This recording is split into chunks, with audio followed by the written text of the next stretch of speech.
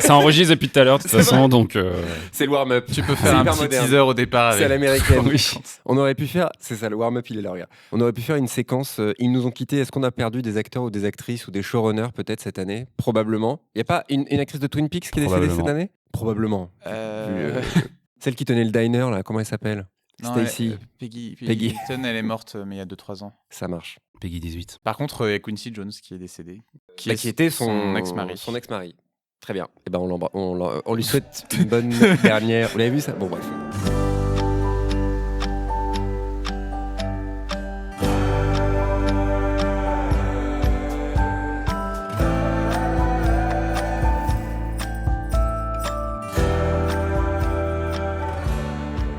Bonjour à toutes et à tous et bienvenue dans Spoilers, l'émission, deuxième émission de notre saison 6. Après un retour au sein de court-métrage sur Lost, rappelez-vous, c'est disponible déjà sur diverses plateformes si vous ne l'avez pas encore consommé.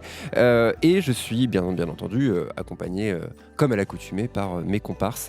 D'abord Briac, qui est ici présent. Briac, comment ça va ? Hello, ça va très bien. J'ai envie qu'on s'applaudisse pour c'est l'épisode bilan. Comme Attends, ça, je la avec refais, les- préparez-vous. Non, applaudissements, mais loin du micro parce que c'est relou. Et il y a d'abord Briac.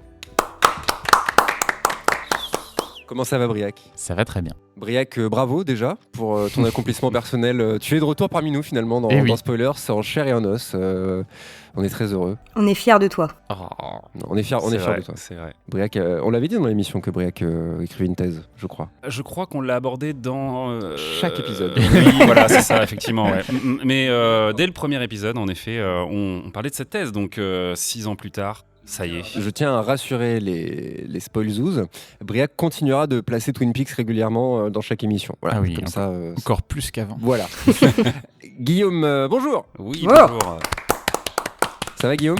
Très bien. Super. Justine, pardon. Moi, j'ai pas fait de thèse, donc je suis une T'as merde. pas fait de quoi. thèse. Un petit mémoire quand même ? Moi j'ai fait un mémoire. Absolument pas. Non. Peut-être un oral de fin d'études, un truc un peu comme ça, quoi. C'est ce qui se rapproche le plus, ouais. Et on termine ce tour de table avec Justine. Bravo.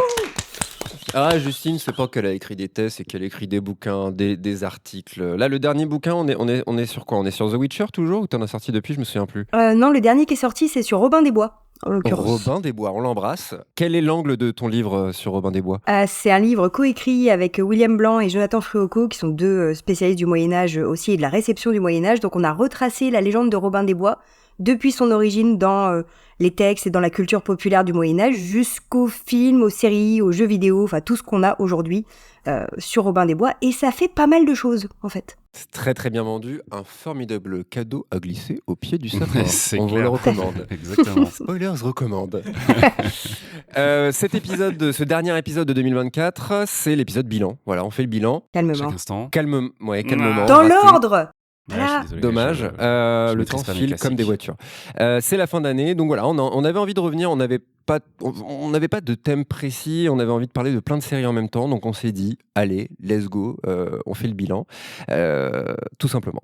Du coup, on a le droit de tricher pour cette fin d'année. Si on fait un petit pas de côté, je m'adresse à Guillaume exclusivement, qui Exactement. l'avoir mis dans la liste. J'ai imposé ce critère. Est-ce que ce début d'émission n'est pas catastrophique en ce qui me concerne ? Je ne vais pas fouiller, ce sera coupé. Écoute, non, mais je sais pourquoi. Parce que on n'a pas dit, Parce que ma vie est un chaos. pas du tout. On n'a pas dit, et on est aussi avec CHP. Bravo. Mais CHP. oui. Quand même. Bah, comme vous C'est le pour dites ça, jamais, voilà. C'est pour ça. Validé. C'est tellement une évidence. je ne suis qu'une voix. T'étais pas introduit, c'est pour ça. Et moi, j'ai écrit un mémoire. Voilà, je l'ai dit tout à l'heure. Personne n'intéresse personne. Mon mémoire était Qui nul. portait sur quoi ? Ça portait sur la béchamel à travers les âges. J'ai bien fait de poser la et question. au cinéma. Voilà, la représentation de la béchamel dans le 7e art. Waouh, Voilà, entre ok. 2004 et 2004, directement. Un corpus, du coup, assez. Assez, énorme, assez j'imagine. vaste. Hein. Alors, c'est étonnamment faible finalement. C'est là où je me suis dit, j'ai trouvé la bonne niche. Allez, on arrête cette blague maintenant, c'est trop. La saison 2024, énormément de séries, les plateformes, énormément de chaînes, des productions à tout va, du bon et du moins bon. J'ai envie qu'on commence avec Justine. Est-ce que Justine, si je te dis, là, c'est quoi la série ou la saison de série qui t'a le plus convaincu cette année ? J'ai refait un petit point sur tout ce que j'ai pu visionner cette année. Et il y a une série qui se démarque clairement et qui est de fait relativement récente. On aura l'occasion d'en reparler dans Spoilers. C'est la série Arcane qui a sorti sa saison 2 il y a quelques mois maintenant, quelques semaines. C'est pour moi ce que j'ai vu de mieux en série en 2024. Et honnêtement, je pense que l'animation attendait ça. Voilà, c'est ce qu'on peut faire de mieux en l'état, en animation, en série. Pour moi, ça a été une vraie claque. La première saison avait déjà été, en 2021, avait déjà été extrêmement chouette. Et là, je trouve qu'ils ont vraiment marqué un gros coup, alors avec un énorme budget, voilà. Mais honnêtement, le résultat est à la hauteur, avec des nouvelles techniques, avec toute une séquence nostalgique en aquarelle qui était absolument sublime. Enfin bref, moi je suis restée les yeux écarquillés devant toute la saison. Clairement, je ne sais pas ce que vous allez donner comme exemple pour vous, pour votre top de l'année 2024, mais ça sera forcément moins bien. Voilà, je tiens à vous le dire. Tu n'as pas idée. C'est dit. Arcane, autour de la table, on a tout vu, on a tout aimé. Est-ce que vous connaissez des gens qui n'ont pas aimé ? Ah, bonne question. Moi j'ai eu... ah non, c'est un dessin animé là. Je suis allé. Mais faut Terminé. pas parler à des gens comme ça. Ouais, Marseillais, donc forcément... Cédric, Comment si ça ? tu Alors là, m'entends, par contre, non. Je coupe les ponts. Je te quitte, Cédric. Si tu m'écoutes, tu n'écouteras jamais cette émission. Mais cela dit, même Arcane a souffert de cette image comme quoi les dessins animés, c'est un peu moins bon. Il y a des gens qui restent là-dedans, mais ça a converti beaucoup de gens aussi. C'est autant la saison 1 que la saison 2. Et c'est terminé, hein, si je ne m'abuse. Oui. Ouais, c'est terminé, effectivement. Fortiche, on les embrasse. Alors, il faut savoir qu'à la base, ils n'avaient pas prévu de faire 2 saisons, ils avaient prévu de faire une saison. Ils se sont rendus compte qu'ils avaient tellement de trucs à caser qu'ils ont réussi à négocier auprès du coup de Riot et de Netflix pour avoir un petit peu plus de rab et étendre l'histoire et ce qu'ils pouvaient mettre dans ces épisodes. Donc c'est pour ça qu'on a eu 2 saisons. Donc la deuxième saison, ils n'ont pas arrêté parce que par manque de succès, on va dire, public. Quoi. Ah non, bah non. Je crois que ça a cartonné aussi, le succès. Je suis pas sûr qu'effectivement, par contre, la série soit à la hauteur des gros bangers de Netflix, tu vois. Netflix, faudrait se renseigner, mais ils ont pas eu de banger. Netflix, Ouais, j'allais dire, tu mets quoi dans la liste là ? Je crois que cette année, il y a genre Monsters qui a fait parler. Est-ce que ça a cartonné ? Je sais pas. Que Arcane, je pense qu'avec Arcane, ils ont quand même réussi à faire. Ils ont réussi à faire un truc qu'ils n'avaient jamais réussi, à savoir mettre au niveau des autres bangers Netflix de l'animation. Tu vois, je suis pas sûr qu'il y ait une série de ce style-là et aussi exigeante, parce qu'on parle beaucoup de l'animation d'Arcane, mais il y a aussi l'histoire qui est quand même, incroyable, quoi. Donc. Les fans de LoL ne se sont pas plaints, tu te rends compte ? Oui, ça. Là-dessus, il y a eu un. De toute façon, Fortiche avait un gros passif travaillé déjà avec Riot. Ils avaient déjà réalisé des vidéos. D'ailleurs, je vous invite à aller regarder les clips qu'ils ont réalisés avant Arcane. Oui. Il y a notamment 2 clips qu'ils ont réalisés avec des personnages ou dans un univers proche de League of Legends. On est clairement dans déjà du Arkham avant l'heure. Donc il y avait de toute façon ce capital sympathie et cette sécurité quelque part que Riot avait vis-à-vis de Fortiche, quoi. Et on sait d'ores et déjà que Fortiche travaille sur d'autres exploitations, peut-être sur Netflix, probablement sur Netflix, de LoL. Alors en série, en film, on ne sait pas trop encore. Donc, on peut imaginer notamment que certaines portes ouvertes à la fin de la saison 2 de Arkham donnent autre chose et peut-être une nouvelle série, une mini-série. Donc, ça ne va pas s'arrêter là, oui, clairement. On espère en tout cas. Et Briac, toi, c'est un tout autre univers, si je ne m'abuse. Toi, cette année, alors, on l'a dit, toi, c'est un peu pareil, tu étais quand même focalisé sur ta thèse, tu n'as pas forcément vu beaucoup de nouveautés. Mais je crois savoir, tu as beaucoup parlé de Silo. Oui, alors Silo, qui est donc, je sais plus si on en a parlé dans Spoilers peut-être. On avait fait effectivement une watchlist avec Justine. Oui, c'est vrai que vous en avez parlé, donc je vais pas revenir dessus, vous pourrez aller écouter cet épisode pour voir les détails dessus, mais c'est une série que j'avais bien aimé la première saison, que j'avais juste trouvé en fait intéressante, mais qui est vraiment une saison de mise en place de l'univers et de ses enjeux, qu'on a même, les 2 premiers épisodes sont une espèce d'énorme pilote avant d'arriver vraiment à une situation de départ qui lance l'intrigue. Voilà, ça peut être un peu difficile, et c'est vrai que tu finissais la saison 1, il y avait plein de bonnes choses, notamment je trouve le cast est excellent, mais il s'est quand même passé en 10 épisodes pas grand chose quoi, pour en arriver jusque là, et c'était ma petite réserve. Et là la saison 2, qui est encore en cours au moment où on enregistre, et je pense qu'il ne sera pas tout à fait fini quand ce sera sorti non plus, quand vous écouterez cet épisode. Ah oui, non, c'est une série qui va se terminer début 2025, j'imagine. Ouais, ça va être ça. Et pour l'instant, la saison 2 est vraiment... je trouve qu'il y a un palier qui a été franchi, et ça se lance quand même pas mal dans les enjeux. Et oui, justement, c'est surtout le cast en fait qui me plaît, ces personnages. Je suis étonnamment moins fasciné par les mystères de l'univers, même s'il y a quand même beaucoup de choses très intrigantes. C'est juste, j'aime bien ces personnages-là, j'aime bien leurs relations, j'aime bien les dialogues, et je retrouve en fait le showrunner Graham Yost, qui était le showrunner de Justified, que j'aime beaucoup, et qui justement a ce petit don pour créer ces groupes de personnages et ces relations qui arrivent en quelques dialogues, nous faire sentir qu'ils se connaissent bien, etc. Il y a de ça dans cette série, ça me plaît. Et la saison 2, pour l'instant, un petit plaisir. Mais en fait, oui, c'est aussi, j'aime, mais j'avais pas énormément de séries qui revenaient cette année, que j'attendais énormément. Et alors, je peux juste peut-être glisser hors sujet par rapport à spoilers, mais je peux glisser le retour de Wolf Hall, qui est une série historique sur, donc, entre autres sur Henri VIII. Ah ouais. Et donc tout le c'est vachement bien. Tout le processus juridique et religieux pour lui permettre donc de divorcer, comment il a la création de l'église anglicane, etc. Et en fait, qui date, c'est une adaptation de roman. Et la première saison date de, alors je me trompe, je vais être 2015 ou quelque chose comme ça. C'est avec Mark Rylance et Damian Lewis. Et c'était quelques épisodes, c'était excellent. C'est juste super bien écrit, super bien réalisé. T'as tous les meilleurs acteurs anglais du monde dedans. Enfin, c'est vraiment un plaisir. Et il y avait des suites dans les romans. Et je désespérais d'avoir un jour une adaptation de la suite des romans. Et ça y est, ça a été fait cette année. Et c'est super. Et c'est encore en train de passer. C'est pas de la fiction, hein. On est d'accord.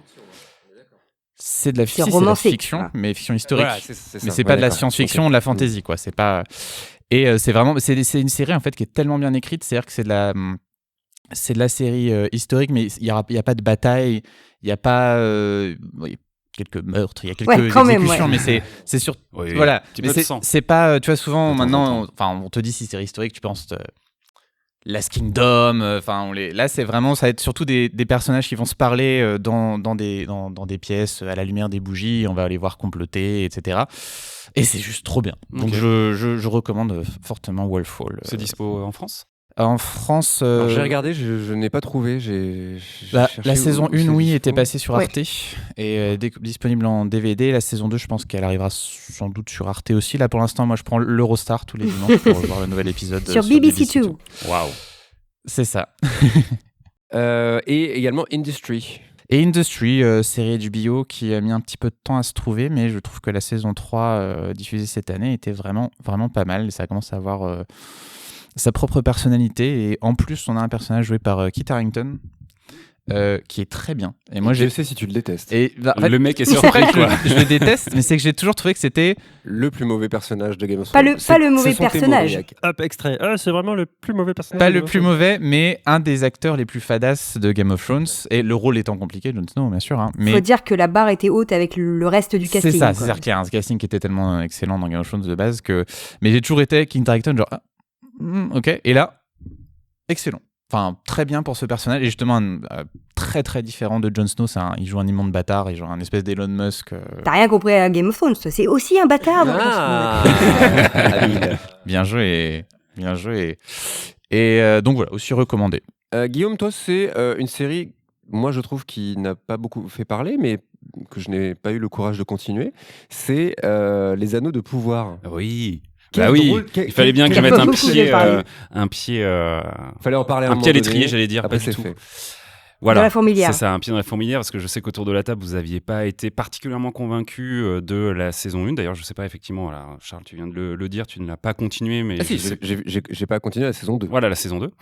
Mais je ne sais pas si du coup Briac et Justine, vous avez tenté le coup. Oui, moi c'était une saison que j'attendais. J'avais vraiment bien apprécié la saison 1, donc série de J.D. Payne et Patrick McKay. Avec, je le note parce que je trouve que c'est intéressant de le dire, en grande partie réalisé par une femme, donc Charlotte Brandstrom, grande réalisatrice TV de ces 10 dernières années, qui a fait notamment du Game of Thrones, plein de choses. Et je me lasse pas de cette anecdote, qui a commencé en réalisant 2 épisodes de Jules Lescaut. Voilà, je trouve ça toujours incroyable comme anecdote. On avait consacré une émission spéciale fantasy, on va dire, avec du coup House of the Dragon et Rings of War il y a longtemps. Moi, j'avais refait, parce que j'étais un petit peu en manque d'avis, on va dire, positifs. Tu étais outré, Guillaume. Oui, non, mais voilà, j'avais envie d'échanger effectivement à l'arrivée de la saison 2 avec quelqu'un qui avait aussi apprécié. Donc, vous pouvez aussi retrouver une watchlist sur la saison 1 avec ce bon Captain Popcorn, qui a d'ailleurs bien fonctionné. Je vous remercie pour ça. Donc j'attendais avec impatience, j'avais fait un rewatch, ce qui est assez rare. Vous apprendrez que je re-regarde rarement des séries que j'ai déjà vues, comme je rejoue rarement à des jeux que j'ai déjà fait, parce que voilà, quoi, une fois que je l'ai fait, j'ai l'impression que j'ai tout découvert, sauf que voilà, pas forcément, mais donc j'avais vraiment apprécié, même sachant le fin mot de l'histoire, même sachant un petit peu les twists ou les espèces de faux mystères qu'on nous avait introduits en saison 1. Je trouve que c'est le dernier épisode de la saison 1 qui, en gros, fait un peu foirer toute l'idée générale autour de, notamment, la révélation de Sauron et tout ça. Donc j'ai attaqué quand même la saison 2 bien et j'ai kiffé, franchement. La série continue de faire ce qu'elle faisait bien, c'est-à-dire qu'elle continue évidemment d'être une très belle série de fantasy avec des décors, des effets pratiques, des effets numériques de grande qualité, les costumes, etc. Le casting est assez hétérogène, on va dire, mais dans les personnages principaux, on va dire que globalement, c'est plutôt bien. Et voilà, l'histoire avance bien. Moi, c'est ce que j'attends d'une série comme Ring of Fire. C'est une espèce d'épopée, une espèce de fresque comme ça. Et la saison 2 continue en intégrant en plus des univers de la Terre du Milieu, comme les Ents, par exemple, comme des choses qu'on connaît un petit peu grâce au film et qu'on prend plaisir à redécouvrir. Et encore une fois, ça le fait très bien. La scène, notamment, avec justement ces Ents, est assez émouvante, elle est assez bien faite, il y a vraiment évidemment tout un propos très écologie versus l'industrie qui est quand même assez cher à Tolkien et tout ça, donc les choses sont bien faites, je trouve. Petit bémol quand même, globalement, on va dire que l'intrigue... Alors non, pas petit bémol. D'abord, les grandes qualités, c'est évidemment Charlie Vickers qui, donc là, s'épanouit complètement dans le rôle d'Anatar et de Sauron, donc percevait 2-3 bribes en saison 1 et là ils ont vraiment absolument intégré ce personnage et ils l'ont fait jouer tout un tas de scènes et d'arcs scénaristiques, notamment avec Celebrimbor, ce qui donne à mon sens les meilleures scènes de la série. On est vraiment dans une espèce de huis clos comme ça, très psychologique entre ces deux personnages et ça fonctionne très très bien. On a vraiment ce côté manipulateur, séduisant, très cruel de Sauron qui fonctionne vraiment bien. Et donc ça, voilà, rien que pour ça, et ça occupe vraiment une bonne place dans la saison 2, je trouve que la série, et donc la saison 2 en particulier, est réussie. Après, les deux petits bémols, c'est effectivement qu'à côté, les autres arcs sont pas oufissime, notamment sur l'île de Numénor qui reste incroyable visuellement, mais sur lequel il se passe des choses qui sont assez téléphonées et pas très logiques, puisqu'on a une espèce de coup d'état qui se met en place, mais on sent très bien que c'est un peu pour faire gagner du temps avant de passer à autre chose, quoi. Et en conséquence de ça, le personnage d'Isildur, qui est un personnage qu'on connaît un peu via les films, hein, on sait que voilà, Isildur est ce roi qui va mettre fin au règne de Sauron avant effectivement de succomber à l'anneau lui-même, et il a vraiment un arc qui est très très peu intéressant. Il est lié du coup aux Ents dont je parlais tout à l'heure, mais mis à part ça, il n'y a vraiment pas grand-chose qui se passe avec lui. Donc on continue de ramer à certains niveaux, mais je trouve que globalement la qualité, en tout cas pour moi, ce que je recherche dans la série est toujours là, et j'ai encore vraiment hâte de découvrir la suite, parce que voilà, quoi, je me nourris vraiment de cet univers, c'est ça que je recherche, et là-dessus ça marche bien. Il y a des personnages assez emblématiques qui arrivent en plus, genre Tom Bombadil. Alors je suis pas un grand spécialiste du Seigneur des Anneaux et des écrits de Tolkien. Je spoil, merde. Voilà, c'est la fin de l'année. La série est passée depuis longtemps. Mais en tout cas, il y a des bons personnages qui arrivent. C'est un bon personnage, ça veut pas dire qu'il est bien fait. Voilà, non mais après, je me doute qu'il y a plein de choses à dire. Moi, encore une fois, en étant en m'intéressant assez peu à la fidélité des choses, j'ai trouvé que c'était un bon personnage dans la série. Et je terminerai en disant que le score de Bear McCreary est toujours incroyable, franchement. Enfin, le mec se dépouille pour cette série, c'est incroyable, avec ses thèmes par personnage qui viennent s'entremêler, qui viennent se teinter selon les situations. Enfin, écoutez ça sur les plateformes de streaming, parce que je trouve que voilà, c'est une des grandes réussites de la série, je crois, quoi. Toi, Briac, pas totalement convaincu par cette saison 2. Oui, mais alors justement, en gros, moi j'avais aimé des choses dans la une, pas autant que Guillaume, mais j'avais aimé des choses, mais avec vraiment des réserves sur la fin de saison, en fait, plus la saison avançait. Et là, par contre, j'ai aimé plus de trucs dans la deuxième. Justement, j'ai trouvé qu'il y avait une certaine maturité dans certaines choses qui se développaient. Je m'attachais à encore davantage aux personnages. Puis il y a des épisodes vraiment plus cool avec les Barrow Whites, enfin les espèces de spectres, des tombes, je sais plus. Voilà, c'est des trucs. En fait, ils ont pris plein de bouts aussi de la communauté de l'anneau qu'ils ont mis à différents endroits. Ils ont refait la structure un peu. Ils ont pris des idées comme ça, certains épisodes. Et j'ai juste été un peu déçu finalement de la structure de la saison et de ce vers quoi ça montait. J'ai un petit peu un goût de trop peu et l'exigence de... En fait, on sait qu'ils veulent préparer sur 5 saisons, donc ils sont encore à avoir des arcs encore assez séparés de certains personnages, et t'as envie qu'ils commencent à se retrouver, à se rejoindre, à interagir, et ça, je trouve... Moi, ça me manque, quoi. Et en fait, la grosse limite, par exemple, pour moi, c'était l'intrigue sur Gandalf, où t'as ce personnage qui est envoyé, mis à l'écart pendant toute la saison, et c'est un arc qui pourrait tenir sur peut-être un bon épisode, et là qui est en plein de petites scénettes, il se passe pas grand chose. On va voir où ça ira, mais là comme ça en l'état c'était pas très intéressant. A priori il va pas s'arrêter en plus en saison 3 parce on sait pas trop où ça pose des éléments pour la saison 3. C'est ça, et en fait ça me fait penser justement, même si je pense que j'ai préféré la saison 2 d'House of the Dragon, mais ils ont eu ce même problème avec Daemon Targaryen qui est pareil, qui est pendant toute la saison qui est exilé pour faire autre chose, et tu vois que c'est vraiment parce que on sait qu'on a besoin que Daemon fasse telle chose et ça peut pas avancer par rapport aux autres, donc on est obligé de l'exiler, mettre le personnage dans son microcosme, et il y a une impression de surplace, et c'est un peu dommage. Et ces scénaristes qui osent pas justement utiliser vraiment le format épisode pour dire tiens, on prend un épisode sur lui, on évacue tout et ensuite on fait autre chose.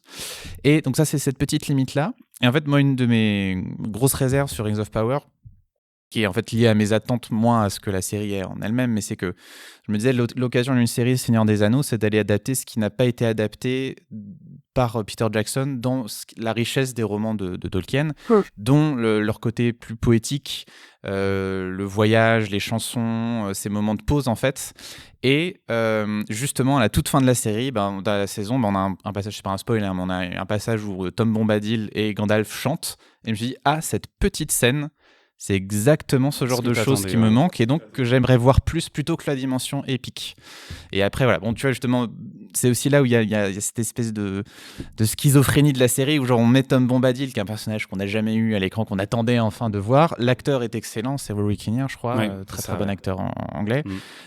Mais il est traité comme un espèce de Yoda qui va apprendre à Gandalf à devenir un Istari, alors que Bombadil, c'est badass, justement, c'est un esprit incontrôlable qui est là, qui est plus ancien que tout. On peut même pas lui donner l'anneau parce qu'il va le perdre, il va oublier qu'il a l'anneau. Enfin, et du coup, on est obligé de reconfigurer le truc pour mener à permettre à Gandalf de devenir Gandalf. Et voilà. Mais j'ai préféré la 2. C'est pour ça que c'est une déception, mais c'est une déception parce que la saison 2 m'a plus conquis que l'autre. Enfin, donc j'attendrai la suite, quoi. Ça fait partie de mes déceptions aussi, le côté, la révélation vis-à-vis de Gandalf. J'aurais vraiment aimé que ça soit pas ce personnage, j'avoue. Oui. Je le disais sur les réseaux à qui voulait l'entendre. Au final, ils hurlaient. Ils ont sauté à 2 pieds joints dedans, alors qu'ils auraient pu faire autrement, et je pense que ça aurait été moins fanservice. C'est un peu dommage, quoi. Et vous m'avez un peu donné envie de retenter cette saison 2. Je sais même pas si c'est du fanservice, je sais pas à qui ça fait plaisir d'avoir cette présentation-là de Gandalf, tu vois. C'est ça, je l'ignore.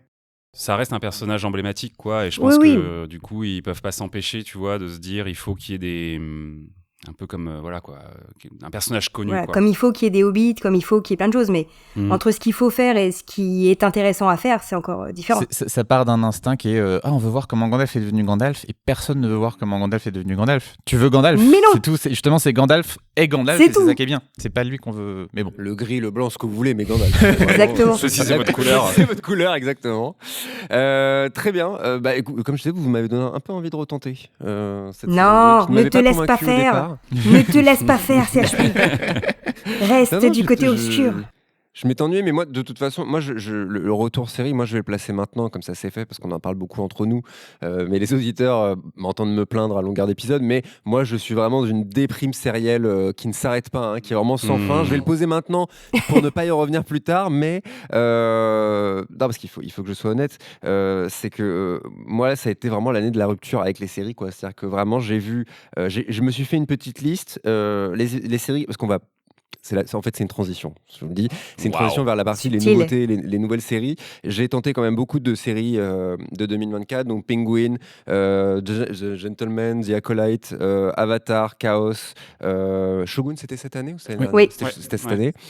Donc toutes ces séries-là, je les ai commencées et je le dis, c'est moi le problème, c'est pas ces séries-là. Par exemple, Shogun, qui est peut-être la meilleure série de l'année, ou presque, enfin en tout cas qui a été acclamée par la critique. Tout à fait. Moi, je me suis ennuyé, mais d'une violence. Je pense que j'ai un problème avec vraiment le format sériel. Donc il y a quand même des choses que j'ai aimées. Et du coup, ce que j'ai réussi à tenir, à regarder, c'est pas dans les nouveautés, j'entends. Moi, je pense que presque par élimination, mais j'ai quand même vraiment bien aimé. C'est Fallout, moi, j'ai pris vraiment du plaisir à regarder cette saison 1. Je pense Est-ce que tout le monde a vu? On lève la main si on a vu Fallout. Oui. Ouais. Bravo. Très, très radiophonique en plus. Exactement. C'est une série qui a très bien marché de Prime. Il y avait quand même un petit enjeu pour Prime parce que c'est quand même une grosse licence du jeu vidéo. Et adapter le jeu vidéo, bien souvent, on se prend les pieds dans le tapis. Guillaume fait le signe, il frotte ses doigts les uns avec les autres pour signifier que c'est une série qui coûtait... J'ai pas les tarots, ça coûtait si cher que ça? Alors, je vous invite à écouter notre watchlist du coup qu'on a fait il y a quelques temps sur la série où j'ai le chiffre exact que je n'ai pas ici, mais c'est genre un tout petit peu moins que les Anneaux de pouvoir. Donc c'est le deuxième gros investissement de Prime Video ces 2 dernières années, 2-3 dernières années. Ils préparent l'après, parce que là The Boys finit l'année prochaine, donc tu vois, il faut qu'ils suivent. The Boys et d'autres bien sûr, faut qu'ils suivent. Voilà, donc Fallout, j'ai trouvé, ça m'a contenté sur le côté. C'est une bonne série à suivre. Alors après, je pense que j'aimerais tout ce que fera Walton Goggins de toute façon. Et j'ai pas vu Justified, Briac, je te vois venir déjà. Il était en train de me faire comme ça, le majeur en l'air. Non mais rendez-vous compte, voilà, j'ai même pas vu parmi ce qui se fait de mieux avec Walton Goggins. Mais j'ai quand même senti une sorte de respect envers la franchise Fallout. Pareil, vous les avez fait, Briac, je crois que tu en as fait aussi. Justine? Ouais. T'as fait du Fallout. Et c'est une série qui est bien dans son époque, je trouve. En fait, je trouve que c'est ça qui réussit parce qu'il y a ce côté un peu un truc un peu à l'ancienne, mais ils ont vraiment réussi à faire un truc vraiment, vraiment moderne. C'est un des rares amis qu'ils ont eu d'ailleurs, le choix musical. Oui, tu me l'apprends. Mais non, mais de toute façon, la création de l'univers, et puis vraiment la manière qu'ils ont eu de poser des mystères sans forcément y répondre dans la saison 1, mais d'ouvrir sur. En tout cas, vraiment, j'ai très envie de voir ce que va devenir cette série, notamment la saison 2. Est-ce que vous avez vu qui va rejoindre le casting de la saison 2? Non. Je ne me souviens plus. Vous avez pas vu? Non. Mais non, la quiz. Et quiz dans le thème de cet épisode d'ailleurs. Je vais vous faire gagner un peu de temps quand même. C'est un acteur très célèbre par rapport à la fête de Noël. Ok. Presque, en vrai, c'est quasiment à lui qu'on pense normalement. Si on pensait film de Noël, vous pensez à cet acteur. Ah oui, exact, bien sûr, oui. Alors ne dis pas. Ah d'accord, ok, pardon. Briac, Justine, attention, on a un gagnant. Briac, si je te dis film de Noël, tu me dis... Gremlins. Justine, si je te dis film de Noël, tu me dis... J'en sais rien, je regarde pas de film de Noël. C'est honteux. Je déteste Noël. Maman, j'ai raté l'avion. Macaulay Culkin. Non, il y a Macaulay Culkin dans la saison 2. Qui rejoint le casting de la saison 2. Ok, gros respect. Et en vrai, oui. Pourquoi pas parce que vraiment le casting en plus était une des forces. Alors, on a dit Walton Goggins qui est un peu un savant fou, je crois. Un savant fou. Ouais. Ah, bah oui. Il a joué un enfant qui a raté. Ouais, c'est ça. Mais attends, là tu te fous de notre gueule là. Non, mais en tout cas le casting était vraiment bien et puis j'ai adoré cette double temporalité aussi. Le personnage de la goule qui fait le lien entre les deux époques et lui-même il est pas bien dedans et tout. Et j'ai trouvé ça vraiment bien fait et pas si et pas neuneux, pas trop popcorn non plus et très envie de découvrir le reste de l'univers. Est-ce que je suis le seul à avoir mis dans ces nouveautés Fallout? Guillaume aussi, toi aussi tu l'as mis dans... Oui, de toute façon, effectivement, dans le registre science-fiction, fantasy, fantastique, je pense que c'est la grosse nouveauté, le blockbuster qui a fonctionné. Hein. Elle a eu effectivement 2 Emmy, elle vient de gagner le Game Award de la meilleure adaptation de jeu vidéo devant Arcane, assez étonnamment. Alors ça, on pourra en reparler, mais ouais. Ouais, c'est ça, mais je pense parce qu'elle non, mais c'est normal. Elle adapte peut-être mieux, enfin plus fidèlement, l'univers du jeu vidéo que Arcane qui a créé une histoire à partir d'un lore, certes, mais qui était un lore bien plus décousu, on va dire. C'est ça, t'avais pas les mêmes éléments de narratif, les mêmes éléments d'intrigue dans le jeu déjà, donc c'est logique et effectivement Fallout s'en sort très très bien sur ça. Donc oui, très très bonne série de cette année. Et sans dire, cela dit, je me reprends juste et je pense que tu seras d'accord, c'est sans dire que c'est une série qui m'a marqué, c'est une des meilleures séries. Non, c'est juste, c'est vraiment cool, quoi. Mais c'est pas... Oui, il manque un petit quelque chose. Il manque un quelque chose. Je sais pas quoi. Ça reste une première saison, mais voilà, ils auraient pu faire vraiment, ils auraient pu vraiment se rater sur cette saison 1. Et oui, j'ai trouvé ça très convaincant, hein. Voilà, Briac. Oui, complètement. Moi, je l'avais pas mis dans ma série liste qui t'a marqué. Et la Purnell aussi, super. Hein, premier rôle, excellente. Et non, franchement, casting, si j'étais un beauf, je dirais casting 5 étoiles. 4 étoiles. Excellent. Non, mais voilà, est-ce que vous avez envie de rajouter quelque chose sur Fallout, Justine Briac Non, que moi j'ai effectivement beaucoup apprécié. Alors après, j'ai pas beaucoup joué au jeu, hein, donc je suis pas autant investie que dans d'autres adaptations de jeux ou d'univers de SFFF. Après, voilà, super aventure à suivre. Enfin, t'es vraiment pris dans l'intrigue. Et tu vois, par rapport à ce qu'on disait sur Rings of Power, t'as des personnages, des arcs narratifs séparés, et tu t'impliques dans chaque arc narratif autour des différents personnages, que ce soit Cooper, que ce soit Lucy, etc. Avant même qu'ils se rejoignent, t'es investi, et j'ai envie de dire émotionnellement, dans ces personnages-là de façon séparée, avant d'avoir une intrigue commune. Ce que toutes les séries, effectivement, chorales comme ça, arrivent pas forcément à faire. Et ils arrivent, je trouve aussi, à pas mal équilibrer, alors qu'on a des personnages très différents, avec des enjeux très distincts aussi, et à trouver même un équilibre avec le personnage de Maximus, qui peut paraître un peu fade par rapport aux deux grandes têtes d'affiche. Malgré tout, ils arrivent à retrouver quelque chose qui fonctionne bien dans la dynamique entre tout ce petit monde, et j'étais vraiment agréablement surprise par ça. Et tu vois, ça fait pas partie des séries que j'ai envie de revoir avec plaisir, pour plein de raisons, parce que et puis la goule me fait un peu peur quand même, soyons honnêtes. Mais franchement, voilà, j'ai hâte de voir la saison 2 aussi. Tu vois, alors que c'est pas un univers qui a priori m'attire. Donc ça marche. Et s'il y a bien une série qui n'aura pas de saison 2, par contre, c'est Chaos, Justine. Il fallait que tu me brises le cœur. Et j'avoue avoir été très étonné de voir que tu as mis Chaos en number one des nouveautés. Alors je juge pas. Un peu quand même. Pas tant. Non, mais vraiment, pour le coup, moi j'ai regardé Chaos, j'ai regardé quelques épisodes et j'ai trouvé ça très vite, très moyen. Mais c'est pour ça. Et ça m'a surpris que tu le mettes dans ce top. Mais peut-être que tu as vu des choses que je n'ai. Enfin, tu as forcément vu des choses que je suis allée au bout de la saison déjà, donc ça peut changer peut-être 2-3 trucs. Chaos, c'est une série effectivement donc, qui a eu une première saison sur Netflix et qui donc n'aura pas de deuxième saison parce que Netflix a déjà annoncé qu'ils annulaient la série, donc ça c'est fabuleux. C'est une série britannique qui a été créée par Charlie Covell, à qui on doit déjà The End of the Fucking World, qui datait de 2017. Donc Chaos, c'est 8 épisodes, et c'est une réécriture contemporaine en fait des mythes grecs, où les êtres humains vivent en Crète, et où tout ce petit monde est aux prises avec des volontés divines parfois incohérentes, et parfois très farfelues, on va dire, et où, ça c'est un point aussi intéressant de la série, chaque mortel est doté à la naissance d'une prophétie qui pèse plus ou moins sur son existence, et comme souvent dans les prophéties, en fait on les comprend une fois qu'elles se sont accomplies. Donc on a des personnages qui vont passer leur temps à essayer d'éviter leur prophétie, et ce faisant ils la déclenchent, voilà, des schémas assez classiques des mythes. Donc ça, j'ai trouvé que c'était une réécriture qui était assez intelligemment menée. En fait, il y a un côté abrupt, il y a un côté voilà, cru par moment dans ce qui est fait, mais c'est une vraie proposition originale à partir d'une matière qui a été en fait 1000 fois retravaillée.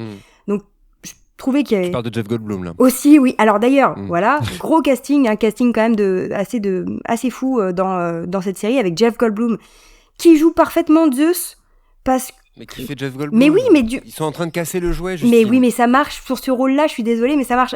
Oui, mais ça marche à chaque fois. Mais qu'est-ce qui se passera le jour où ça marchera plus? On va commencer à... Est-ce que même Jeff Goldblum, on va nous l'enlever? Alors... Est-ce que même lui, on va devoir le détester ou non? Mais t'es pas allé au bout de la saison, et franchement, il y a une belle subtilité, et la subtilité de Jeff Goldblum, c'est pas forcément facile à mettre dans la même phrase, mais il y a une belle subtilité dans son personnage, et alors que justement c'est un acteur un peu cliché sur ce type de rôle, il arrive à apporter des failles intéressantes sur la fin. Donc voilà, accrochez-vous jusqu'à la fin du 8e épisode. On retrouve aussi David Thewlis, qui était Lupin dans Harry Potter, qui là interprète un Hadès dépressif et à bout de force, et extrêmement fabuleux. On retrouve Steven Gillen qui jouait Stanis Baratheon dans le rôle de Prométhée, qui aurait été promis à un super rôle dans la saison 2, donc ça c'est vraiment dommage aussi. On retrouve Janet McTeer qui joue Hera, absolument insupportable, elle le joue parfaitement bien. On a le plaisir de retrouver Eddie Izzard, qui joue l'une des moires, dans un renversement assez sympa, enfin voilà. effectivement, le casting était un des gros points forts de cette série. Ouais, et franchement, ça marche bien. Et ils ont aussi. Ça a peut-être moins été mis en avant, et c'est dommage, mais il y a une esthétique qui a été très travaillée. Même si, bon, les effets, notamment en dehors des enfers, sont pas toujours parfaitement réussis, à mon sens. Mais il y avait une vraie proposition, tu vois, dans l'esthétique, mais surtout dans la réécriture, dans le côté contemporain et dans cet impact que les prophéties ont sur les êtres humains et sur les dieux. Je trouvais qu'il y avait un vrai truc, et bah voilà, trop original, trop long à se mettre en place, peut-être, et donc pas assez de succès, et Netflix ne donne pas sa chance à cette série, c'est bien dommage. Et la saison 1 se termine de manière frustrante, du coup Non, il y a une fin. Il y a un arc narratif, notamment au niveau du roi Minos, etc., qui se termine, qui propose une fin en tout cas, mais ça ouvrait clairement sur une possibilité de suite pour savoir notamment ce qu'on entendait exactement par ce terme de chaos, qui est le titre de la série, puisque le chaos c'est un concept aussi mythologique, mais là il y avait, en gros, il promettait de nous expliquer vraiment ce que c'était que le chaos. Promettait. Et on l'a pas. Voilà. Donc c'est la petite frustration. Très bien. Eh ben, écoutez, tentez-le pour me faire plaisir. Le pire qui puisse vous arriver, c'est que vous adoriez, que vous soyez frustré à jamais. C'est terrible. Briac, tu m'as donné quelques exemples de séries de nouveautés qui t'ont marqué. J'allais proposer un pas de côté, sauf que là, c'est quasiment que des pas de côté. C'est même plus des pas de côté. J'en ai quand même. C'est un Madison là, que tu me proposes. Donc, non. Si, j'en ai une dans le sujet quand même. Oui, Dungeon Meshi. Dungeon Meshi. Et le reste, tu en choisis une de cette liste. Oui, je vais commencer par Dungeon Meshi, qui est un animé, donc, adapté d'un manga de Ryoko Kue. Pas préparé. Pardon, comment? Ryoko Kue. Ok, Kue comme le président, pardon. Waouh. Et un animé du studio Trigger. Et donc je crois qu'en français c'est Glouton et Dragon. Ah, c'est ça, Glouton on en a parlé. Donjon et Glouton ou Glouton et Dragon? Un des deux. C'est un des deux. Mais toujours est-il que le titre, la traduction est intéressante parce que ça joue beaucoup avec les codes de Donjons et Dragons et du RPG, plus encore que de la fantasy, en tout cas dans la situation de départ, parce qu'on va suivre des groupes d'aventuriers dans des donjons qui, en plus, il y a une mécanique de résurrection qui est dans l'histoire, en fait. Quand tu meurs dans le donjon, tant qu'on récupère ton corps, on peut te ressusciter parce qu'il y a un phénomène un peu mystérieux qui fait que l'âme reste emprisonnée dans le donjon. Et en fait, au début de l'animé, on voit un groupe qui se fait décimer par un dragon. Et dont la sœur du héros qui se fait bouffer par le dragon. Eux, ils arrivent à se téléporter et donc ils disent faut qu'on retourne tout en bas parce qu'il faut récupérer le corps avant qu'il soit digéré par le dragon, parce que si le corps est digéré, on peut pas la ressusciter. Donc on doit y aller hyper vite, mais on n'a plus d'argent et on n'a plus de vivres. Donc comment on peut faire? Parce que là, ça prend plusieurs jours de descendre. On est foutu. Et le héros dit on va bouffer des monstres, on va tuer des monstres et on va les manger, ce qui ne se fait pas normalement dans ce monde-là, parce que c'est censé être dégueulasse et horrible. Et tout l'enjeu, c'est en fait de les voir descendre et de tuer donc certaines bêtes et d'arriver à les cuisiner. Et en fait, ils vont tomber sur un mec qui est un nain, qui est un expert en fait, qui est obsédé par la cuisine et l'environnement du donjon. Et en fait, on va découvrir à la fois plein de recettes imaginaires et le biome en fait de ce donjon, comment les créatures interagissent ensemble, comment ça fait un environnement. Ça commence un peu, il y a toujours beaucoup d'humour, ça commence vraiment un peu, pas presque sketch au fur et à mesure qu'ils descendent, mais l'histoire s'installe, les personnages se creusent, et en fait il y a un vrai mystère dans ce donjon, et il y a même des événements assez surprenants, et il y a des changements de tonalité parfois vraiment très dramatiques, etc., qui arrivent au fur et à mesure. Et la première saison m'a beaucoup plu, j'ai suivi ça chaque semaine. Très très très sympa, j'attends la suite. Alors donc je sais plus combien de tomes il y a du manga, mais je crois qu'ils ont un petit peu de temps encore, je suis même pas sûr que c'est terminé. Mais donc un vrai petit plaisir si vous aimez format, c'est un format court, j'ai l'impression. 20 minutes.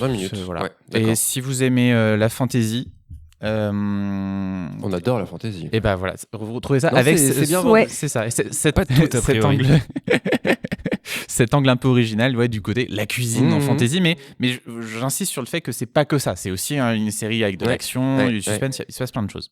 Ouais, et puis sur la foi, parce que j'ai pas regardé, mais sur la foi de la manière dont Netflix le propose sur la plateforme, il y a l'air d'avoir effectivement le plaisir de la mise en scène de la bouffe et de la cuisine, un peu comme on peut imaginer dans les films de Miyazaki ou autres, où t'as vraiment l'eau à la bouche des choses, quoi. Et justement, t'as raison de souligner, mais très belle animation aussi. C'est pas parce que parfois on tombe sur des animés où ça peut être assez cheap parce que c'est donc toute une industrie, toute une machine, et il y en a qui sont plus ou moins bien animés.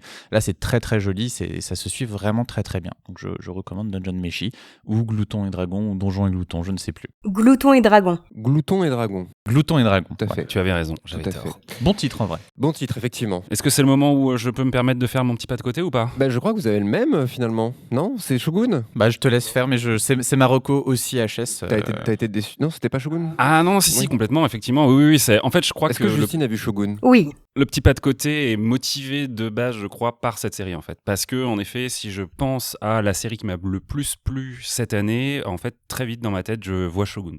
Donc, je réfléchis pas plus que ça. J'ai vraiment beaucoup aimé cette série. Pour moi, si je le résume, tu me diras, Rex, si t'es d'accord ou pas, mais c'est une espèce de... en tout cas, ça aurait pu être vendu comme ça, et c'est le cas quelque part, hein, même s'il faut vraiment se dire que c'est pas décevant pour autant. C'est une espèce de Game of Thrones sans bataille. Ça, en fait, ça rejoint un petit peu ce que tu disais tout à l'heure de cette espèce de fresque un peu historico-fictionnelle avec beaucoup de discussions. Shogun, ça va être vraiment l'exploration du Japon médiéval avec l'arrivée de ce navigateur anglais qui, lui, est vraiment la porte d'entrée dans la série et qui va découvrir les us et coutumes de ce Japon qui est encore très étrange, mais aussi à l'inverse de ces Japonais qui vont évidemment trouver très étrange ce blanc, cet anglais qui, du coup, est un barbare pour eux, quoi. Et on peut le comprendre par ailleurs, vu effectivement sa dégaine et la manière dont il vit, puisque c'est quand même un marin, un mec assez brutus et assez crado.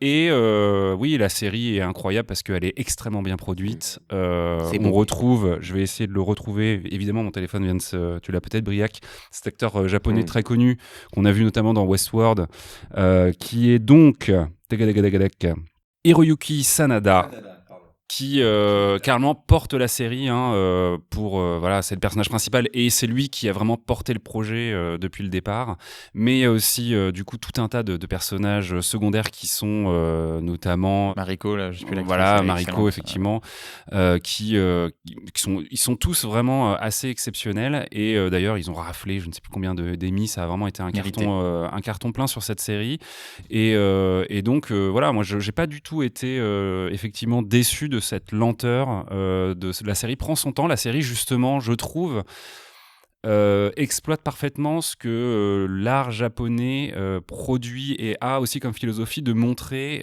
les espaces invisibles, les creux en fait dans l'histoire, parce qu'il y a aussi beaucoup il y a beaucoup de petits sauts temporels, il y a beaucoup d'ellipses qui vont pas forcément tout expliquer, et on va falloir un peu raccrocher les wagons et tout, mais justement la série elle montre aussi énormément ça, la beauté dans ces moments justement un petit peu de contemplation, et dans ces petits gestes du quotidien. On a vraiment tout, si on apprécie la culture japonaise, on a vraiment tout un tas de rituels quotidiens qui vont être montrés dans la série, qui sont vraiment, vraiment géniaux.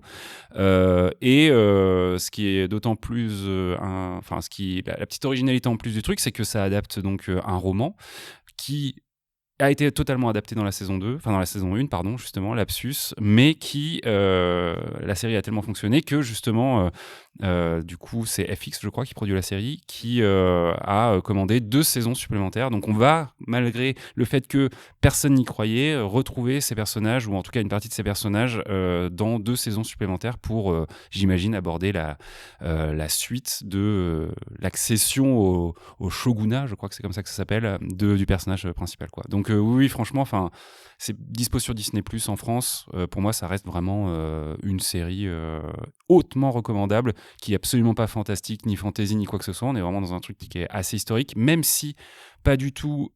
les personnages ne sont pas historiques, ils sont inspirés de personnages qui ont réellement existé.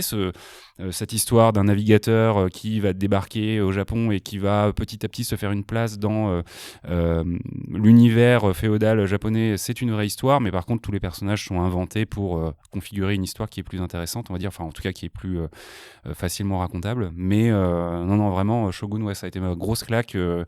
J'y suis allé un peu comme ça et j'ai adoré suivre cette série, quoi. Si vous avez aimé, je ne peux que recommander le roman qui, à mon goût, est bien meilleur que la série. Roman de James Clavel, ouais. qui date de 75, si je dis pas de bêtises, et qui a une belle traduction en français d'ailleurs. Donc voilà, à l'occasion, jetez un œil au roman, à défaut de avant de suivre la suite et l'invention donc que proposera la série. Tout à fait. Ouais. Greg, tu voulais rebondir sur Shogun ou pas ? Oui, bah non, mais c'est marrant parce qu'il y a eu beaucoup justement de remarques. Alors peut-être pour Justine aussi, le fait qu'il y ait une suite sans roman et donc il va y avoir une invention au-delà du canon littéraire. Moi après, c'est quelque chose que je trouve toujours ultra stimulant. J'adore quand on fait ça. Bah, on pense évidemment à The Leftovers, voilà. et aussi à La Servante écarlate. Mais... The Leftovers, et dont la meilleure saison, je dirais la 2, qui est une invention totale. Déjà que la 1 inventait beaucoup, enfin était on dit inventer, mais une transformation déjà du matériau de base, et j'espère que ça va être ça pour Shogun. En tout cas, ça serait très, très intéressant. Et je place juste du coup une deuxième toute petite reco HS, qui est aussi une adaptation de roman, mais qui est Ripley, basée sur les romans de Patricia Highsmith, et que moi j'ai beaucoup aimé. Qu'est-ce que ça raconte quoi ? C'est une réadaptation du talentueux Monsieur Ripley, qui est sur donc un personnage qui est une méprise d'identité. Il est envoyé pour aller chercher un très riche, un héritier qui vit, donc je sais plus si c'est les années 30 ou 40 peut-être, ou 50. Dans ces eaux-là. 50, je crois que la c'est 50. série en noir et blanc, de toute façon, donc c'est vieux. Il est censé récupérer un fils donc un héritier très riche qui fait une vie très artistique en Italie et le ramener en fait à New York. Et en fait, le mec va dire et s'il n'y avait pas autre chose à faire, est-ce que je n'aurais pas un moyen de récupérer son argent ? Il prend cet air sournois. Il parle comme ça pendant toute la série. Andrew Scott, c'est ça. C'est ça. Il fait excellent. Exactement. Il comme ça, il a ses doigts qui font. Et donc une histoire qui a déjà été adaptée. D'autres tomes avaient été aussi adaptés avant, mais j'ai trouvé que l'adaptation. Alors déjà, la série est très très belle, très très belle mise en scène, très belle photo. Notamment c'est le chef opérateur qui a fait le film avec Paul Thomas Anderson. Et la série est très bien. Enfin, moi j'ai beaucoup aimé. Et ça rejoint un truc que j'aime beaucoup, qui est ce que faisait par exemple Breaking Bad et Better Call Saul, qui est l'idée de montrer ce qu'on ne montre pas d'habitude dans un récit, c'est-à-dire de ne pas faire d'ellipse pour montrer un personnage se préparer à faire quelque chose. Là on va voir du début à la fin, et ça c'est par exemple tout Replay, c'est ça, c'est-à-dire tout ce que d'habitude tu ferais, là quand il a pris tel truc pour cacher ça, on le voit pas, on passe à autre chose. Là tu vas le voir comment il arrive à cacher, et tout le suspense vient de ça. Donc première saison très bien, je sais pas où on en est pour savoir s'il va y avoir l'adaptation de la suite des romans, mais en tout cas beaucoup aimé. Et Andrew Scott, je sais pas si tu l'as. Andrew Scott, ouais, c'est ça, super. Qui jouait Moriarty dans Sherlock, si vous ne resituez pas. Et qui est fabuleux dans tous ses rôles de toute façon, en toute objectivité. Excellent acteur. Et qui est super, quoi. Vraiment. Il est trop bien. Vraiment un mec top. Guillaume. Ouais, j'en place juste une petite pour du coup Skeleton Crew qui, comme Silo, est en cours de diffusion au moment où on enregistre et qui se terminera début 2025 et qui est pour l'instant une excellente surprise série Star Wars. Voilà, excellente. Production, jeu, tout ça est très ludique et très rigolo. Ils se prennent pas la tête avec la grande histoire Star Wars. Ils sont en train de raconter leur truc à eux. Faire, visiblement, ils commencent à comprendre. Et franchement, c'est ça qu'on veut. Ça casse pas trois pattes à un canard, mais en même temps, on revient de loin avec Star Wars en série. Et c'est vraiment pour l'instant, un truc qui est très très cool et très chill à regarder. Parce que niveau, alors, on va parler des rewatch qu'on a fait cette année. On va parler des attentes évidemment pour 2025, mais je vous propose qu'on passe aux déceptions. Allez. Et justement, alors tes déceptions, Guillaume, m'ont beaucoup surpris. Quand j'ai lu, je suis ah bon ? Bah oui, évidemment que c'est des genre là on fait la transition. Je vais pas surprendre. Déception, non, en vrai même pas. C'est genre bah évidemment que c'est pas. C'est-à-dire qu'est-ce qui t'a surpris pour le coup, je vais même pas parler de The Acolyte. Là, les trois, t'en as mis trois. Les trois, vraiment. Ah ben non, mais de toute façon, c'est pas. On en a déjà parlé entre nous et c'est pas des surprises. Effectivement, The Acolyte, on avait consacré. The Acolyte, mais alors les deux autres que t'as mis, parce que je ne vous spoil pas, chers auditeurs auditrices, mais alors vraiment, j'ai eu évidemment. Quelle question. Ah non, on avait consacré une watchlist à The Acolyte avec Phobos, donc je vous invite à l'écouter pour avoir un peu plus d'infos sur mon avis, mais effectivement c'était pas incroyable et en plus du coup ça a été annulé, donc vraiment rien à faire quoi. Non, ma grosse déception, le gros gâchis quand même de cette année, c'est la fin de The Umbrella Academy. Et ça fait 2 saisons au moins que c'est éclaté. Mais d'accord, mais on pouvait au moins attendre. Non, mais toi-même, tu n'aimais plus. Attends. Juste, je replose le contexte. Netflix, aujourd'hui, ils annulent des séries au bout de la première saison, tu vois. Là, ils mettent l'argent sur la table pour se dire, on va terminer Umbrella Academy. Umbrella Academy qui était à l'origine quand même je pense, des tentatives, en tout cas de Netflix, de faire une série qui était quand même cool, qui allait un petit peu marquer. Ouais. Et c'est vrai que au moins la première saison, mais peut-être même la deuxième, si je me souviens vaguement, était quand même assez ok, avait un univers qui était quand même assez cool. Là, cette saison 4, il n'y a rien. Ça n'a aucun putain de sens. Ça détruit absolument les personnages. Et là, je vais lire mes notes parce que je suis un petit peu énervé, mais...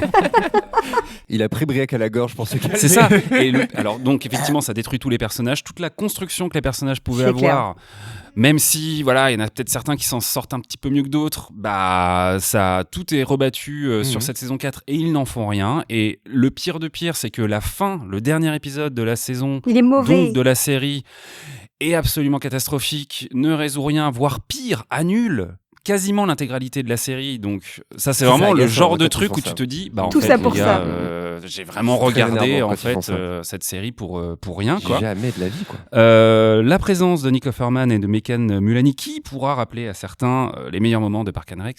Voilà, on pourra au moins leur dire qu'ils ont ramené ces deux acteurs qui sont cool et qui cabotinent dans cette saison, ne change absolument rien à la catastrophe. Il y a bien que Aidan Gallagher dans le rôle de Five et Ritu Arya, j'ai noté quand même ces deux acteurs dans le rôle de Layla qui s'en sortent bien et qui ont un arc qui est assez touchant, très beau, qui fonctionne bien et dans un concept de SF qui est assez cool en plus. Mais vraiment, c'est un court-métrage quoi, qu'ils auraient pu faire à part et ça aurait rien changé.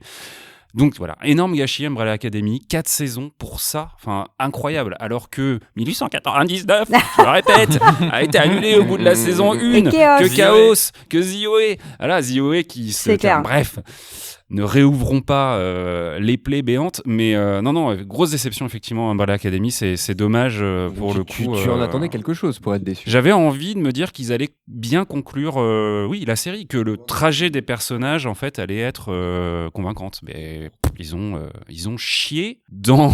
je vais arrêter cette phrase parce que alors que dans le coup des personnages est, paraît-il, très sympa. Non mais regardez la première saison, elle est vraiment classe, cool quoi. ouais. Il y a plein de concepts qui sont sympas, les costumes, la prod, même la saison DA. 2, j'ai pas détesté, mais alors après c'est cauchemardesque. Et d'ailleurs, petit détail, à quel point ils en ont rien à battre dans cette saison 4. Vous le trouverez assez facilement, je crois, sur TikTok. Il y a à un moment donné une voiture qui arrive avec deux de nos héros dans... Ah putain, j'ai envie de m'énerver rien que je repense à cette scène avec le personnage de Ben, dont ils font vraiment rien dans cette saison. C'est Bref, honteux. ils arrivent dans une station-service. Il y a une putain de caméra dans la voiture qui se voit comme le nez au milieu de la figure. Ils se sont dit, bon, non, me fais pas croire qu'avec un peu d'FX, tu peux pas gommer ça. Bref, voilà vraiment un je m'en foutisme assez catastrophique sur cette fin de série Umbrella Academy. Je te rappelle que sur la fin de Game of Thrones, on voit une bouteille d'eau en plastique et une tasse de café, hein, donc... Oui, mais bon. Mais il y a des dragons, alors ça sauve la... Genre, c'est quoi ces critères? Toi, Justine, Strange Planets, qui t'a Ouais, déçu. j'ai un peu triché parce qu'en fait, c'est une série qui date de 2023, mais que j'ai pas eu le temps de voir en 2023, donc voilà, puisqu'on fait des pas de côté... Oui, mais c'est bon, c'est visionnage Voilà, 2024, je fais un pas de côté temporel. Je crois que le titre français c'est Strange Planet, drôle de monde. Donc il y a eu une saison sur Apple TV, donc ça date d'août 2023 et à ma connaissance, je crois qu'on en a pas parlé dans le podcast. C'est une série qui a été développée d'après les illustrations humoristiques de Nathan Pyle. Et ça a été étoffé en série par Dan Harmon, hein, qui est notamment créateur de Community et co-créateur de Rick et Morty, donc quelqu'un qui a déjà un peu de bouteille niveau série. C'est une série animée de SF où on suit des genres d'extraterrestres bleus, très très simplifiés hein, dans l'apparence, mais qui utilisent un langage très factuel, ce qui apporte en fait un regard décalé et assez satirique sur notre quotidien. Par exemple, au lieu de parler de café, ils disent du jitter liquid, donc littéralement du liquide qui rend nerveux, hein, qui fait s'agiter. Voilà, on les voit lancer des confettis en disant tiny trash. Voilà, des petits déchets. Il y a des mèmes, non, de ça. Je vois c'est le ça, dessin. c'est devenu des mèmes notamment, donc ça a été un gros succès de webcomics et voilà, donc ils ont cherché à étoffer ça. Ça fonctionne parfaitement en comic strip de 1 à 4 cases. Mais en fait, en série, on sature très très vite. Il y a 10 épisodes, j'ai pas réussi à les binger tellement... En fait, je regarde un et c'est bon, quoi, j'ai compris l'idée. Les petites blagues sur le lexique, ça marche bien, mais en fait, ils ont rajouté une histoire avec des personnages qui ont une personnalité, etc., histoire d'étoffer un peu. Mais en fait, c'est plein de bons sentiments très... j'allais dire très naïfs, même pas, il y a un côté mielleux, en fait. Et du coup, on retrouve C'est pas... marrant que ça fonctionne par écrit, ouais. Disons que ça, en soi, le côté naïf de certaines séries ou les bons sentiments, je peux être bon public. Mais là, ça marche pas avec le regard un peu satirique que proposait le webcomic sur regardez la façon dont on fait plein de choses au quotidien qui sont un peu bizarres. Pourquoi on célèbre notre anniversaire alors qu'en fait on n'a rien accompli, enfin tu vois, des choses comme ça. Là, on retrouve pas ce côté satirique et puis on retrouve pas le côté un peu mordant et un peu décalé qu'on a dans Community, qu'on a dans Rick et Morty. Là, c'est juste, voilà, ça dégouline de miel. Et j'aime beaucoup le miel, mais c'est pas ce que je recherche en série. Donc, c'est cool à regarder 1 ou 2 épisodes, mais ça vaut pas le coup de s'acharner sur la saison, en fait, ce qui est dommage. Oui, je comprends ta déception, effectivement. Demandez-moi ma déception.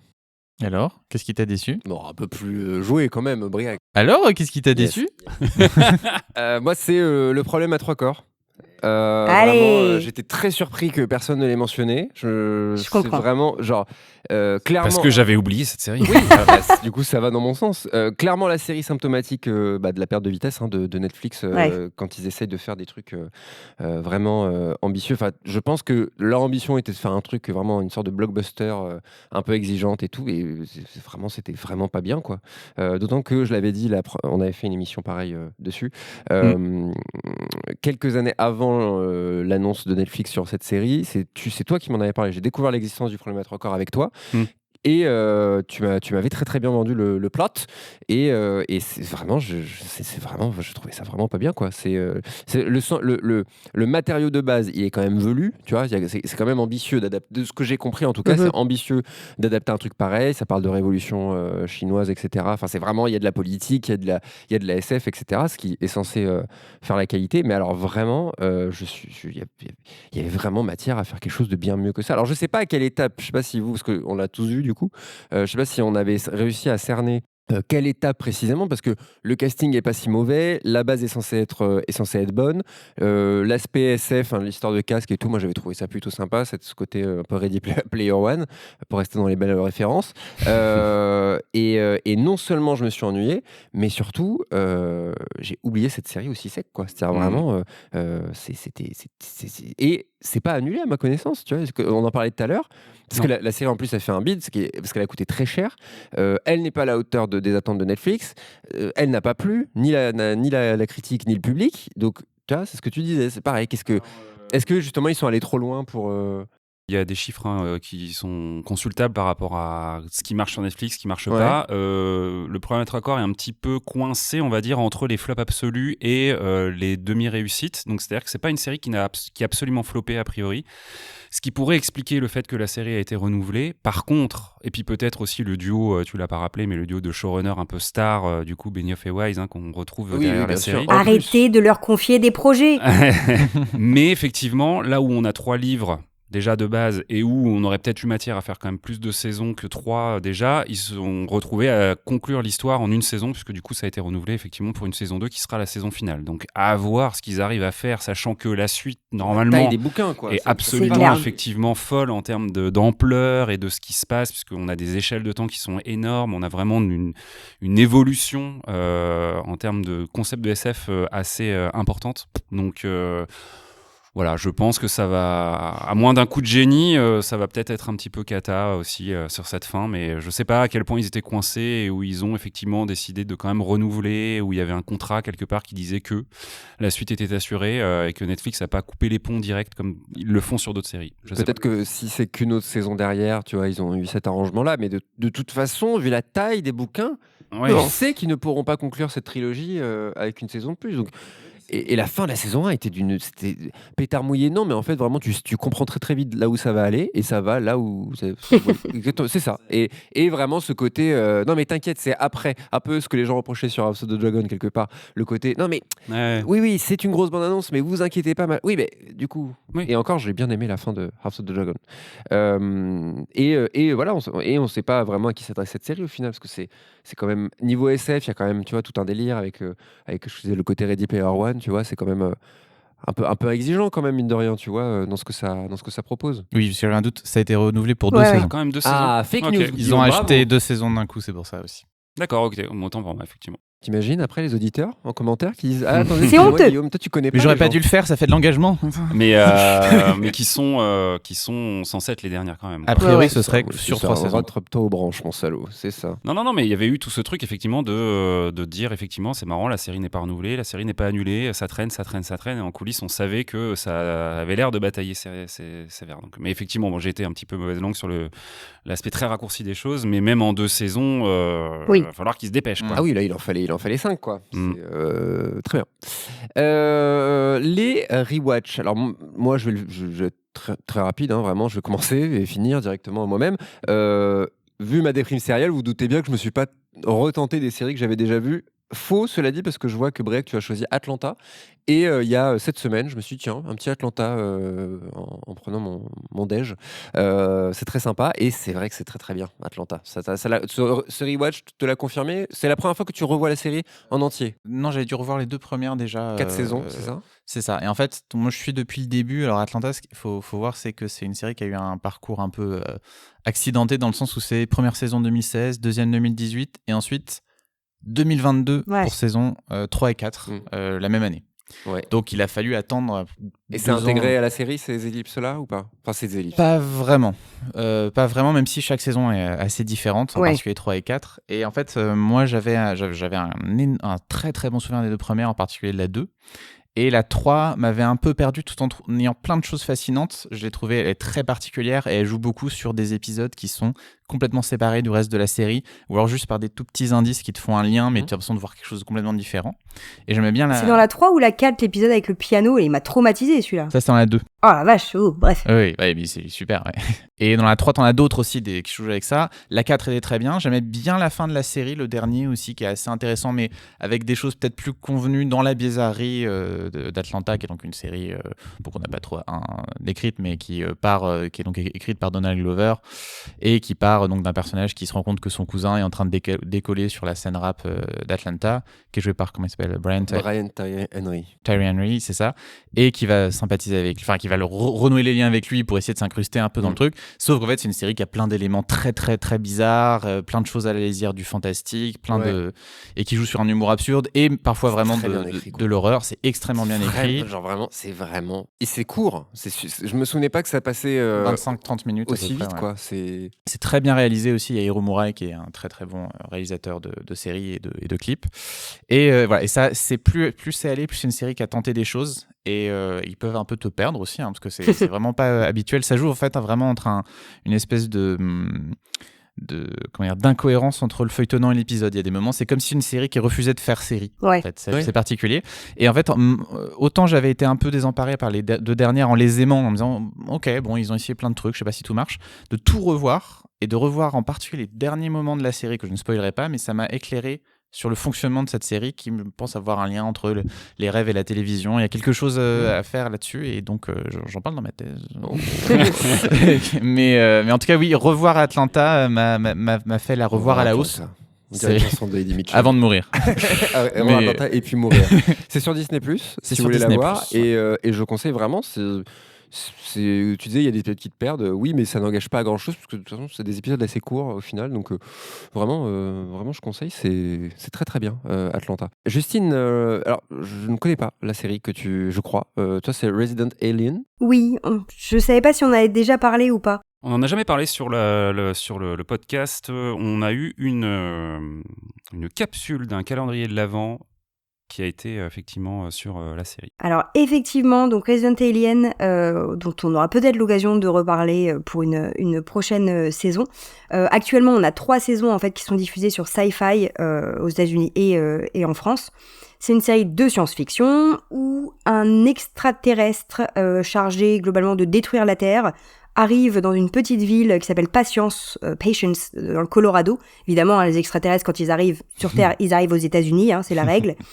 Et en fait, il prend la place du médecin de la ville et il va essayer de s'intégrer très très difficilement dans la ville, tout en essayant de mener ses plans d'extraterrestres, pendant ce temps-là.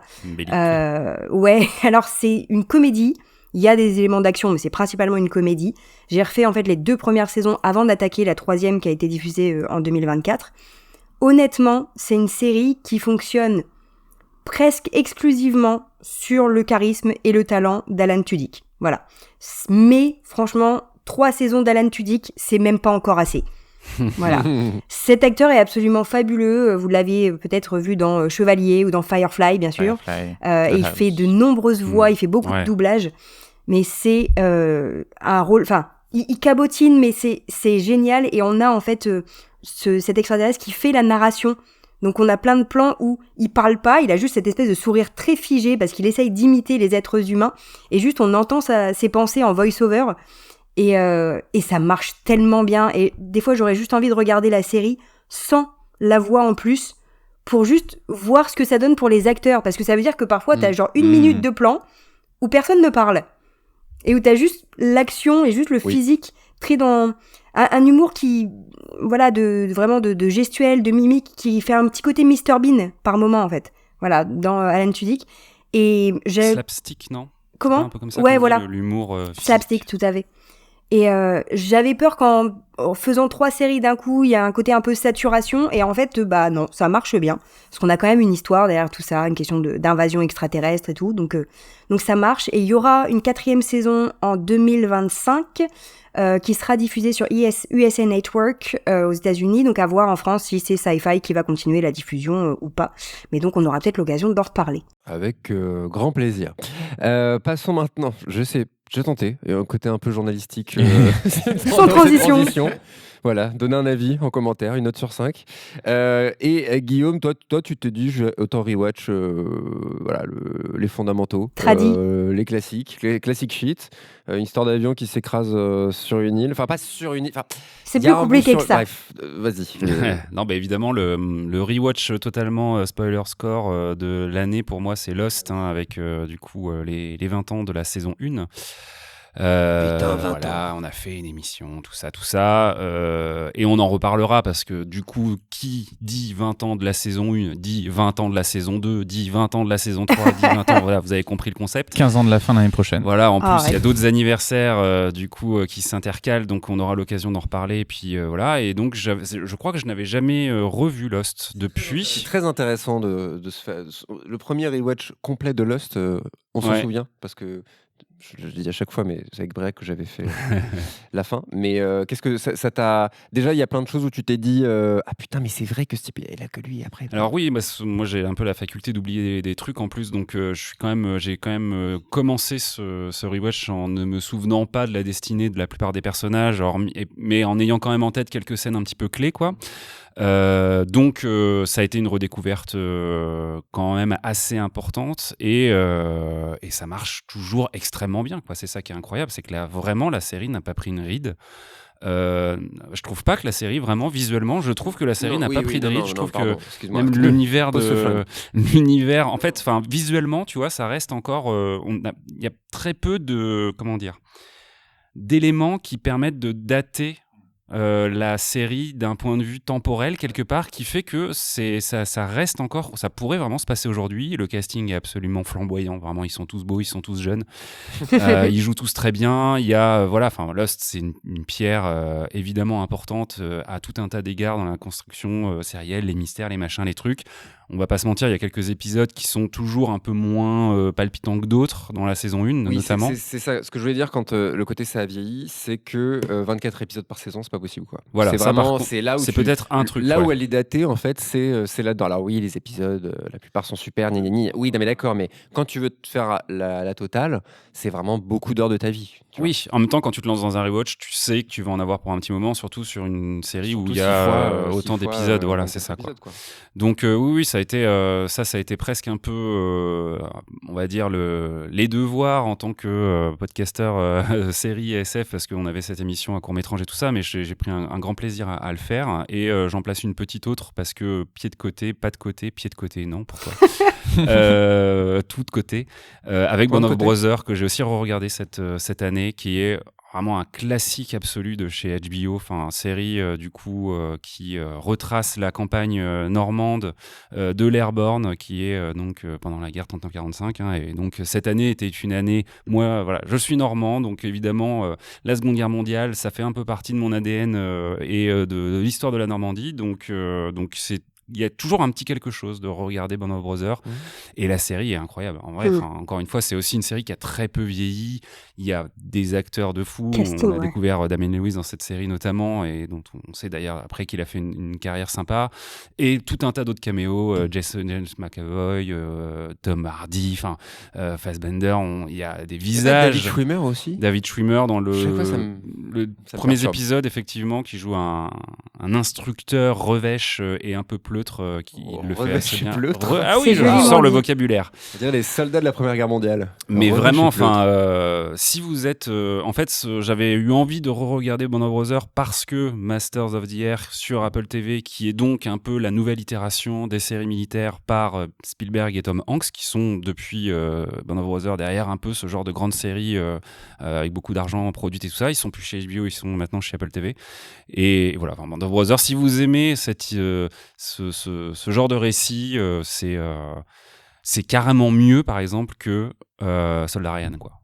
Soldat Ryan a des trucs qui sont vraiment... côté de ouf, Soldat Ryan. Non, mais c'est très fictionné, quoi, Soldat Ryan. À côté de Band of Brothers, qui a vraiment ce truc un peu caméra à l'épaule, très documentaire, et en même temps, la tragédie humaine est vraiment très bien retranscrite, quoi. Donc, voilà. Très, très bien. Je sais que t'es pas fan de ce genre de récit. Moi, j'aime pas les trucs de guerre. Déjà, ça m'ennuie profondément. Et Soldat Ryan, quelle déception. Alors, la mise en scène, évidemment, mais alors, de ce que ça raconte, ça m'a beaucoup agacé. Passer la reconstitution du débarquement, c'est vrai que le film a un peu vieilli, par contre. Est-ce qu'on termine avec les attentes pour 2025 ? Faisons ça, écoute. Gardez cet enthousiasme. En même temps, est-ce que vraiment les gens vont pas se douter de ce que ça va être ? Il y en a une, et je pense, je serais très. Alors, Justine, je sais pas, je me souviens plus ce que tu en avais pensé, mais je pense que tu as aimé. C'est Severance, évidemment. Oui, la saison 2 qui est très, très, très attendue. Tu avais aimé la 1, je me souviens plus. Ah oui, mais grosse attente pour la saison 2, mais vu que vous l'avez quasiment tous listé dans vos attentes, j'ai mis autre chose. Je voulais commencer par Severance parce que voilà, c'est une attente collégiale. C'est vraiment. Je sais pas si c'est le monde entier ou pas, mais l'univers, vraiment, je pense. Ceux qui ont vu la saison 1 ne peuvent ne pas avoir envie de voir la saison 2, je pense. J'ai l'impression que c'est quand même un truc qui a été relativement unanimement apprécié. Ouais. Oui, mais est-ce que ça est-ce que ça a si bien marché que ça, je sais pas. C'est une des premières séries Apple TV qui sont un peu qui atteint ce stade, je pense. Ouais. Moi-même, je sais même plus comment j'ai découvert Severance. C'est peut-être vous d'ailleurs qui m'avez parlé sur spoiler. Ouais, c'est ça. Et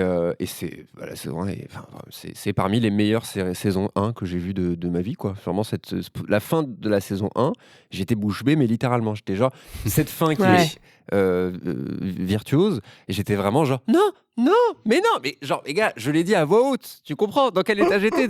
Mais non, mais pas maintenant. Je suis parti dans les aigus comme ça, hyper agaçant, quoi, tu vois. Et cette saison 2, alors on a un peu peur aussi cette saison 2. Il y a eu des soucis, il y a eu... bref, tu peux nous en dire peut-être un peu plus, je te lance alors que j'ai plus les détails sur... On coupe, pas du tout. Est-ce que quelqu'un... Non, parce qu'il y a eu des problèmes de production en interne sur cette saison 2, c'est ce qui fait qu'elle a mis beaucoup de temps à venir. Il y a une mésentente entre le créateur de la série, dont c'est la première expérience sérielle, je crois. Tu savais quand mais j'ai plus les noms, On s'en fiche. Mais il y a quelqu'un qui a été ramené pour faire plus le côté showrunner, et je crois qu'il y a eu des gros désaccords avec ça, et je sais pas si c'est avec Ben Stiller. Enfin, en gros, il y a eu des gros doutes sur la direction à prendre sur la deuxième saison. Et on sait pas trop... En fait, en plus, Apple a essayé d'étouffer le truc. Personne s'est exprimé du coup, parce que justement, tu veux pas arriver en disant on a fait n'importe quoi, plus personne s'entend. Donc c'est assez angoissant aussi de se dire dans quel état va revenir la série, les choix ont été faits. D'autant que c'est vraiment le truc crucial, parce que c'est une série qui est tellement axée sur les mystères qu'elle a établis, que c'est le moment déterminant. Pour moi, c'est le moment, soit ça va décoller et devenir encore plus fascinant, et ils vont trouver moyen de vraiment de développer leur univers, de nous surprendre encore plus, soit c'est là que ça peut retomber. C'est super intéressant. Après, c'est pas si étonnant. Je réécoutais l'émission qu'on avait consacrée du coup à la saison 1, et où tu disais déjà que la personne qui a apporté l'histoire de Severance à Apple TV et tout avait déjà envie de dire beaucoup de choses dans cette saison, et c'était Ben Stiller qui lui avait dit attends, on va couper avant, on va faire plus de cliffhanger. Donc c'est peut-être pas étonnant effectivement que finalement ça soit aussi un peu dans l'ADN de la série, que lui, il a envie de raconter beaucoup et qu'il soit freiné par ailleurs. Qu'il en a sous le capot, donc c'est bien. Complètement. Sous le pied, sous le capot, c'est pareil. Les deux. Ouais. Justine aussi, donc Severance saison 2, les mêmes inquiétudes ou...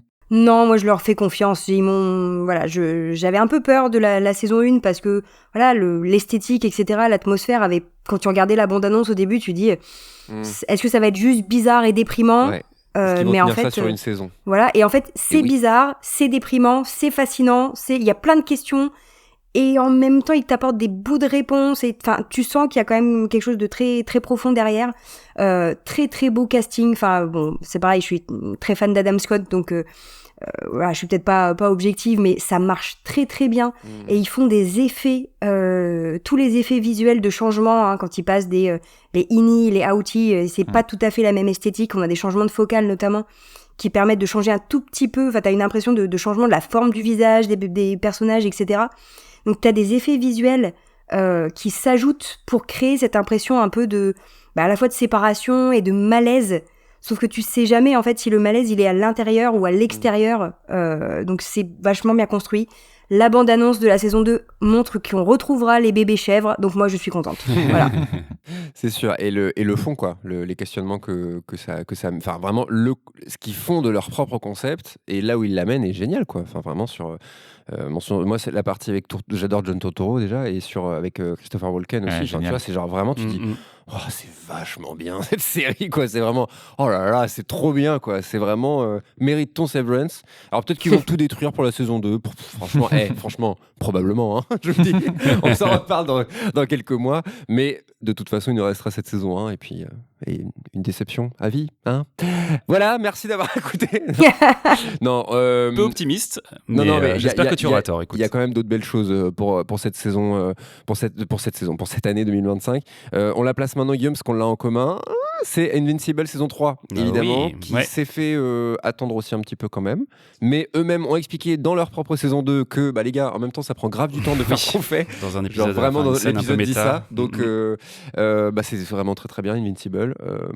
Voilà. Série qui va revenir assez vite au final, parce qu'on avait eu cette espèce de découpage en deux parties de la saison 2 qui n'avait pas été une grande réussite, parce qu'on avait finalement un peu tous oublié que la saison revenait pour une deuxième partie. Ils ont regretté, je pense. Là, a priori, ça ne sera pas le cas pour la saison 3 qui revient assez rapidement. J'ai plus les dates. Ils ont beaucoup de choses à adapter encore. Pareil, tu avais lu les comic books. Oui, je pense qu'on est sur une série qui pourrait faire aisément 6-7 saisons, je pense. Ouais. Attention. Voilà. Et un univers en plus partagé avec d'autres histoires, d'autres héros qui pourraient, si ça fonctionne. Ouais. D'autres sagas Kirkman avait vraiment développé une espèce d'univers partagé de super-héros avec plein de figures un peu différentes qui pourraient intervenir bientôt. Ouais. Briac, tu m'as surpris sur la série que t'attends pour cette nouvelle année. Quelle est-elle ? Alors, le monsieur qui est derrière, on connaît. Tu as oublié toi-même ? Oui, j'ai mis Lantern, non, c'est ça ? Tu m'as regardé. Ah, oui, évidemment. Tout à fait. Dis-toi d'abord, dis-toi. Non, j'ai mis... je sais plus, en fait. Donc, j'ai mis... Je sais pas s'il y a une date encore d'annoncer, mais oui, donc c'est Lantern, qui est une série sur Green Lantern. Mais alors ça, c'est... et qui est donc... dont le pilote est coécrit par Lindelof. Et qui va être co-créé par je crois que c'est Chris Mundy, le showrunner de Ozark. Donc, c'est pas le même niveau que Lindelof, quoi. Série sympa. Oh, les gens, attention, les gens aiment beaucoup Ozark. Hein. C'est bien, mais c'est pas une grande série, quoi. C'est une bonne Pardon série. d'insister, mais je te le dis parce que moi-même j'ai trouvé ça bof, enfin en tout cas sympa sans plus, et il y a vraiment une commu de fans de Ozark. C'est parce que c'est une Netflix, je pense, et ça a été beaucoup vu. Mais non, mais c'est bien, mais qui viennent me chercher, mais attention. Il a posté sa thèse, il peut crever maintenant. Il a le couteau entre les dents. Et il y a je crois aussi il y a un scénariste de comics, Tom King, ou je sais plus son nom. Mais en gros, c'est une bonne équipe, mais moi c'est principalement parce que Lindelof participe que ça m'intéresse. Mais déjà Lindelof, tout ce qu'il ferait, on serait partant. Et là, tout sonne bien pour l'instant, quoi. Le seul souci, c'est qu'en fait, Lindelof n'est pas showrunner. Il participe juste au pilote. Oui, c'est bon signe, c'est ça que je veux dire. C'est bien, mais après, du coup, c'est-à-dire qu'il est plus là. Et donc, est-ce que ça va être aussi intéressant que ça aurait pu l'être Donc, je suis curieux. Et ce qui me fait peur, par contre, aussi, c'est que ça a l'air de s'insérer dans un projet d'univers d'ici, de série, évidemment, qui va être lancé. Et donc, le côté, est-ce que ça va suffire à soi-même ? Est-ce que ça va être intéressant ou juste là pour placer certaines choses ? Donc je vais regarder parce que ça m'intéresse, parce qu'il y a Lindelof et le concept a l'air plutôt cool. Il y a Kyle Chandler aussi. Kyle Chandler et Aaron Pierre. Oui, Aaron Pierre qui est très bien, qui est dans Rebel Ridge sur Netflix, qui est un film vraiment pas mal. Et Kyle Chandler, Demain à la Une, évidemment. Demain à la Une, Friday Night Lights, donc très bon acteur aussi. Et donc deux lanternes, et moi j'adore Green Lantern aussi dans les comics. Donc vraiment, en fait, tout, pour l'instant, tu vois, je suis un peu genre... tout est bien pour l'instant, mais qu'est-ce qu'ils vont en faire? Mais j'ai très très hâte. La grosse question que j'ai, moi, c'est visuellement comment ils vont faire. Quoi. Ouais. Parce que j'imagine que c'est une série qui va être assez coûteuse en FX. Quoi. S'il y a bien un super-héros galère dont le pouvoir est galère à représenter, c'est Green Lantern. Souvenez-vous du film. Non. Ou pas, d'ailleurs. Ne vous souvenez pas du film. Ouais, donc voilà, c'est une belle attente. On a une date un peu plus précise? Non, j'ai mis, mais je suis pas certain. Je pense que ça va arriver fin 2025, mais pas encore la date. Oui, le casting avait tout juste été annoncé il y a quelques semaines, mois. Donc, Oui, ce sera deuxième partie 2025. Je pense peut-être. Ouais, Et deuxième petite attente, c'est ce qu'on attend toujours, c'est la série Mystère de Vince Gilligan qui nous prépare une série de SF dont on ne sait pas grand-chose. Je suis même pas sûr qu'il y ait un titre qui a été annoncé encore depuis. Et donc on n'a rien à dire dessus, si ce n'est que on attend un nouveau projet de Gilligan, première fois qu'il crée un univers depuis 2007 ou 2008, je crois, Breaking Bad, j'en trouve, et qui revient à la SF comme avec X-Files, etc. Ouais. Donc hyper hypé. J'ai vraiment hâte de voir ce que ça va donner. Merci Briac. On termine avec Juju. Pardon, excuse-moi, je me suis emporté sur le Juju. Avec plaisir. Donc toi, tu as beaucoup d'attentes pour cette année. La plus grosse attente que tu as, tu dirais quoi? S'il y en avait qu'une que tu pouvais garder, ce serait laquelle? Tu pourras en faire plusieurs, hein, t'inquiète pas. Ouais, mais c'est pas original. Moi, je vais dire The Witcher. Bah tiens. Parce que, voilà. La fameuse saison 4. Mais parce que je veux continuer à y croire. Voilà, c'est mon côté bisounours. Je veux continuer à croire que c'est possible et j'en ai marre de ces univers de fantasy qui sont absolument fabuleux sur le papier et qu'on nous massacre sur les écrans, et on pourrait multiplier les exemples. Donc voilà, ça sera la première apparition de Liam Hemsworth dans le rôle de Geralt, le fameux sorceleur. Honnêtement, je suis surtout intéressée par le développement du personnage de Ciri, qui est un point assez chouette dans son histoire, dans les romans. Et clairement, au moins jusqu'en 2026, on repart sur quelques années très The Witcher, avec pas mal de choses, que ce soit en série, jeux vidéo, romans ou autres. Donc j'espère que Netflix mettra le paquet et réussira à rattraper le coup après 3 premières saisons, on va dire en dents de scie, parce qu'il y avait des bonnes choses, mais en dents de scie, et pourra proposer quelque chose qui est vraiment à la hauteur de l'univers, sachant qu'il faut aussi réussir à survivre au départ d'Henry Cavill, voilà, qui a été quand même une présence pour le moins marquante sur l'univers. Donc voilà, c'est ma plus grosse attente pour 2025. Je reste très fantasy, hein, forcément. Et ce n'est pas la seule, quand même. Donc il y a un chevalier des 7 royaumes. A Knight of the Seven Kingdoms. Non, je peux faire en français. Apparemment, le titre, la version française va garder le titre anglais. Hein, donc, bon, très bien. Qu'est-ce que c'est, par hasard? Ce serait quoi, par hasard? Au hasard, un autre univers de fantasy, adapté d'une autre saga de romans de fantasy, qui, elle, n'est pas terminée, en l'occurrence. Puisque c'est une autre série dérivée préquelle de l'univers du Trône de Fer, là aussi une adaptation directe de textes de George Martin, en l'occurrence des nouvelles de Dunk et Luff. Du point de vue de la chronologie, on se situera entre House of the Dragon, on est, je crois, 72 ans après House of the Dragon, et avant Game of Thrones, à peu près un siècle avant l'intrigue de Game of Thrones, et on suivra les aventures, pas toujours épiques d'ailleurs, du chevalier Duncan, dit Dunk, ou Duncan le Grand, et de son écuyer surnommé Egg ou Luff en version française. Voilà, donc on retrouvera notamment Daniel Ings dedans, qu'on a vu récemment dans The Gentleman. On a 6 épisodes à prévoir pour la première saison, potentiellement avec un gros budget aussi, mais on attend de voir la suite. Pour l'instant, ils s'en sortent pas mal dans les adaptations dérivées de Game of Thrones, donc pourquoi pas? Et celle-là, précisément, qu'est-ce qui te chauffe particulièrement? Rien, si ce n'est que c'est dans cet univers. Non, mais c'est déjà un bon argument. Enfin, pour aller dans ton sens, moi, je trouve qu'elle est... Alors, moi, j'ai pas lu les nouvelles, du coup, donc toi, tu dois plus savoir à quoi t'attendre, mais ce que je trouve stimulant, c'est le côté complètement différent encore de Game of Thrones ou House of the Dragon, dans la focalisation, dans le style de récit, qui me dit au moins tu vas éviter trop la comparaison directe, en même temps explorer un petit peu plus cet univers et son incarnation sérielle d'HBO. Ce qui, moi, me fait peur, c'est que justement, j'ai peur qu'ils cherchent à accentuer les parallèles, tu vois, comme ils ont fait avec House of the Dragon. Ouais. Le texte, on était vraiment sur une chronique historique, dans un style très, très âpre et très différent des romans. Ils ont quand même, dans la série, accentué les parallèles entre les deux, pour pas perdre les fans en grande partie. Donc tu vois, j'ai peur qu'au contraire ils renouent avec ça et qu'ils insistent pas sur l'originalité des nouvelles. Donc je sais pas, mais je regarderai de toute façon avec plaisir. Et on en parlera dans Spoilers. Et comment Tu as une petite dernière pour la route, Justine ? Toujours, mais là c'est plus un projet qui a été annoncé et on n'a pas trop de nouvelles de ce que ça va donner, mais à la base, Apple TV+ devait faire une adaptation en série de Neuromancer, le roman de William Gibson qui date de 84.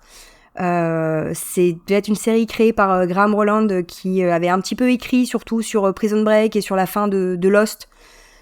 Voilà, donc pour l'instant on a quasiment aucun élément, mais c'est un univers qui m'intéresse. La question étant, c'est du cyberpunk qui a clairement servi d'inspiration à des choses comme Matrix ou des choses comme ça. Classique, quoi. Mais le problème, c'est que comment tu adaptes un classique une fois qu'il y a eu... déjà. Voilà, et avec un côté un peu daté peut-être aussi déjà dans le roman, donc à voir comment ils arrivent à adapter sans justement faire quelque chose d'un peu qui paraît déjà ancien alors que ça vient de commencer. Tout à fait. Guillaume, tu auras le mot de la fin ? Oui, alors juste parce que je m'en voudrais de ne pas les citer et que j'ai envie de faire un peu de pub à certaines de ces séries. Il y a quand même aussi en 2025 la saison 2 de Andor, qui est quand même peut-être la meilleure série Star Wars de ces dernières années, celle qui fait le plus série en tout cas, celle qui est le mieux construite avec des épisodes qui font une durée égale par saison, enfin sur la première saison, avec vraiment une histoire qui fonctionne très très bien. Elle revient pour une saison 2 qui sera la dernière, qui fera le pont absolu avec du coup le film Rogue One, donc et qui est une vraie bonne série de SF, je trouve, qui pourrait presque être effectivement une série qui ne serait pas dans l'univers de Star Wars quelque part. Et en tout c'est cas, ce qui se dit. En tout cas, voilà, si vous êtes un peu échaudé par effectivement ce que Star Wars proposait en série ces dernières années, que vous n'avez pas regardé Andor, et je sais que sur nos réseaux, il y a des gens qui le sont, et même dans nos proches, regardez Andor, c'est vraiment chouette. Et je reste très très curieux, vu que justement j'ai été absolument déçu par Umbrella Academy.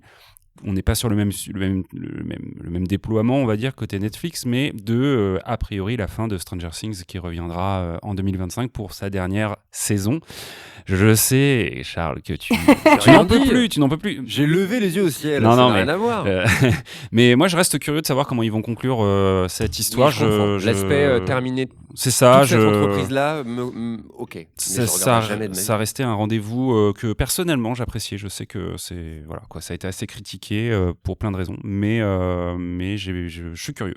Une petite roue du temps quand même au passage. Oui, je vais pas le dire parce que voilà, je suis un peu tout seul, mais effectivement 2025 c'est la saison 3 de la roue du temps. Dans cette pièce, vraiment personne. Non, je crois pas, mais je reste curieux de savoir comment ils vont continuer cette histoire, effectivement, ouais.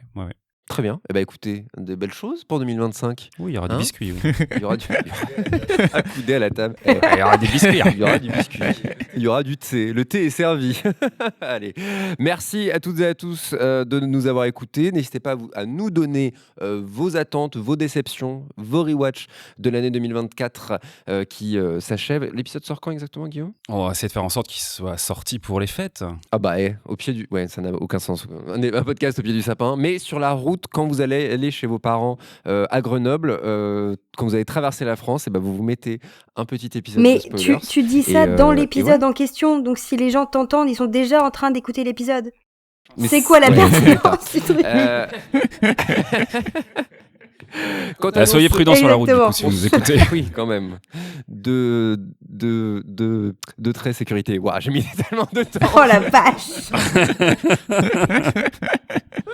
J'ai fait le geste et tout tu sais là. Les bandes là. Bon, on se retrouve en 2025 pour de nouvelles séries, des nouvelles saisons, des nouvelles déceptions, plein de nouvelles choses. Ça va être une très belle année, je le sens.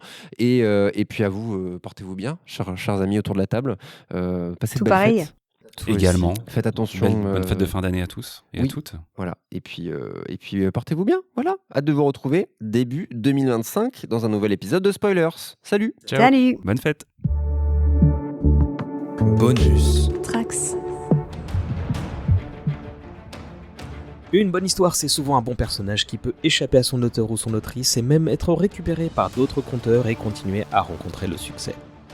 Comment Cthulhu, Dracula, Wonder Woman ou le Docteur réussissent à devenir des exemples, des archétypes, des légendes.